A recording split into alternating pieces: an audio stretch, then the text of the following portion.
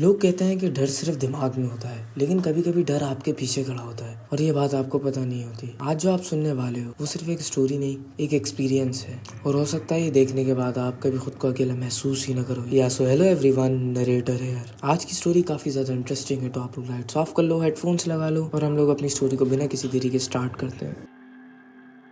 मैं जब 18 साल का था तो मैं एक बहुत पुराने विक्टोरियन हॉस्पिटल में काम करता था। स्टाफ के कुछ लोग हमेशा कहते थे कि टॉप फ्लोर हंटेड है, लेकिन मुझे लगता था कि वो बस मजाक कर रहे हैं और छोटा समझ के मुझे डराना चाहते हैं। एक रात जब स्टाफ कम था तो मुझे ऊपर जाकर हेल्प करने का बोला गया। जब ब्रेक टाइम हुआ तो पहली नर्स जो मेरे साथ थी वो अपने ब्रेक पर चली गई और मैं अकेला बैठकर पेशेंट्स का ख्याल करने लगा जो सो रहे थे। अकेला होने पर मुझे थोड़ा अजीब और अनईजी फील हुआ उन कहानियों की वजह से, लेकिन मैं ठीक था। कुछ देर के बाद मैं खड़ा होकर पेशेंट्स को सोते हुए देख रहा था। तभी अचानक मेरे कंधे पर किसी ने हाथ रखा। मुझे लगा नर्स ब्रेक से वापस आ गई है। मैं मुस्कुराते हुए पीछे मुड़ा, वहाँ पर कोई भी नहीं था। मैं इधर उधर देखने लगा कि वो कहाँ गई, पर मुझे वहाँ पर कोई नहीं दिखा। थोड़ी देर के बाद मैं वापस बैठ गया और सब कुछ नॉर्मल हो गया। मैं अपना वहम समझ के इस चीज को इग्नोर करने लगा, लेकिन तभी मुझे दूसरी बार भी ये चीज महसूस हुई। और जब ये चीज मेरे साथ दूसरी बार हुई तो मुझे वो कहानी हंसती लगने लगी। और इस बार ऐसा लगा कि किसी ने अपनी उंगलियां जोर से मेरे कंधे के अंदर घुसाई हो। मेरी गर्दन के पीछे के सारे बाल खड़े हो गए और एक ठंडी सी लहर मुझे मेरे जिस्म में दौड़ती हुई महसूस हुई। पैनिक ना करने के लिए मैं नर्स स्टेशन पर गया और वहां जाकर बैठ गया ताकि खुद को काम कर सकूं। तकरीबन 10 मिनट के बाद वो नर्स अपने ब्रेक पर से वापस आई। मैं मुस्कुराया और अपने ब्रेक पर चला गया। मैं जब वापस आया उसने मुझसे पूछा, सब ठीक है? मैंने कहा हाँ बिल्कुल ठीक है। मैं उसे सच नहीं बताना चाहता था, कहीं वो मुझे पागल ना समझे। मैं बहुत ज्यादा अनईजी फील करने लगा था। मुझे बार बार ऐसा महसूस होता था कि कोई मेरे साथ है। तकरीबन एक हफ्ते के बाद मैंने उसको ये बात बताई जो मेरे साथ टॉप फ्लोर पर हुआ था। वो चौंक गई और उसने कहा, ऊपर की चीजें तुम्हें भी महसूस हुई हैं? मैंने उससे कहा हाँ। फिर उसने मुझे बताया कि एक दिन वो ऊपर ही थी और मिरर में देखकर खुद के बाल सेट कर रही थी। तभी उसे महसूस हुआ कि कोई उसके पीछे खड़ा है। जब उसने मिरर में गौर से देखा तो एक लंबा आदमी पजामा पहने खड़ा है और उसे देख रहा है। उसकी शक्ल सही से नजर नहीं आ रही थी। वो डर के पीछे मुड़ी तो वहाँ कोई नहीं था और वो वहाँ से डरकर नीचे भाग गई। और खुद को काम रखने के लिए वो बस इस चीज को स्ट्रेस और खुद का वहम समझकर भूलने की कोशिश करने लगी। और इस इंसिडेंट को सुनने के बाद मैं और भी ज्यादा डर गया और उस दिन के बाद मैं कभी भी लास्ट फ्लोर पर अकेले नहीं गया।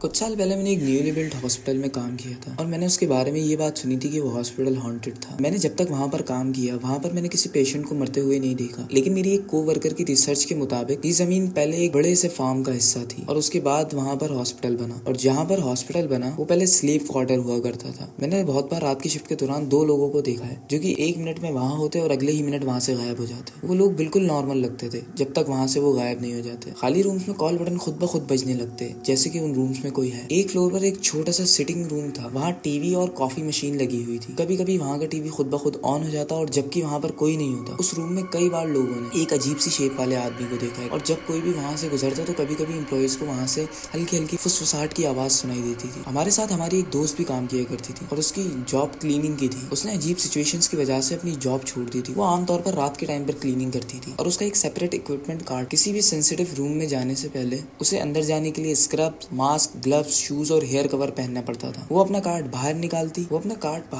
थी और पहले रूम चेक करती थी ताकि क्लीनिंग के लिए जो जो सामान चाहिए वो पहले ही देख ले और एक ही बार सारा सामान अपने साथ ले जाए। कई बार जब वो अपने कार्ड के पास आती कुछ सामान लेने या अपना काम खत्म करके तो उसे सारे के सारे टूल्स जो उसकी कार्ट में होने चाहिए थे वो फ्लोर पर सीधी लाइन में रखे हुए मिलते। वो जहाँ पर काम किया करती थी वो एरिया बैज एक्सेस वाला था और बिना बैज के कोई अंदर या बाहर आ जा नहीं सकता था। उसे लगा कि कोई उसके साथ मजाक कर रहा है। उसने एक बार इग्नोर किया, 2 बार इग्नोर कर दिया, लेकिन जब ये चीज बार बार होने लगी तो उसने सीसीटीवी फुटेज चेक की और उसने ये देखा उसकी वजह से उसने वहाँ से जॉब छोड़ दी। मेरे काफी पूछने पर भी उसने कुछ भी नहीं बताया। उसने मुझे बस एक कंप्यूटर स्क्रीन की पिक भेज दी और उसने मुझसे बोला कि मुझे ऐसा लगता था कि कोई मुझे देख रहा है। मैं काफी ज्यादा क्यूरियस थी। मैंने उस पिक्चर को फोटोशॉप में डाला, इमेज को इनलार्ज किया, लाइटिंग इंप्रूव की और स्क्रीन पर 3 हल्के क्लियर फेस नजर आ रहे थे। मैं वो पिक्चर देखकर काफी ज्यादा डर गई और मैंने डिसाइड किया कि मेरी इंटर्नशिप पूरी होते ही मैं भी यहाँ से जॉब छोड़ दूंगी।